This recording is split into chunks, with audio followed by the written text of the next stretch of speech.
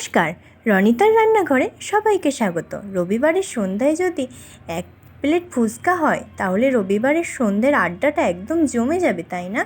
আজকে ফুচকা বানানোর জন্য আমি প্যাকেট ফুচকা ব্যবহার করেছি।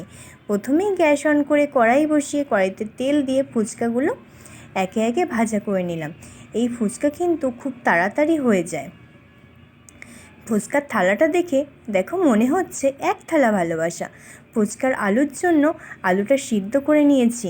এদিকে আলু মাখার জন্য সিদ্ধ বুট, কাঁচা ছোলা, ভেজে রাখা বাদাম, তেঁতুলের কাঁদ আর সিদ্ধ করে রাখা লঙ্কা।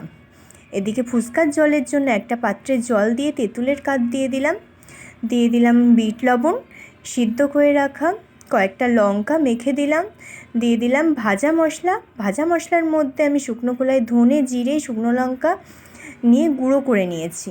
ধনেপাতা কুচি দিয়ে জলটা ঢেকে রেখে দিলাম। ফুচকার আলুর জন্য প্রথমে আলুটা ম্যাশ করে নিয়ে বিট লবণ, কাঁচা ছোলা, ভাজা বাদাম, তেঁতুলের কাঁদ, ধনেপাতা কুচি, সিদ্ধ করে রাখা বুট, কুচানো পেঁয়াজ, কয়েকটা ভাঙা ফুচকা দিয়ে ফুচকার আলুটা মেখে ওপর থেকে কিছুটা চানাচুর ছড়িয়ে দিলেই রেডি আজকের ফুচকার আলু মাখা।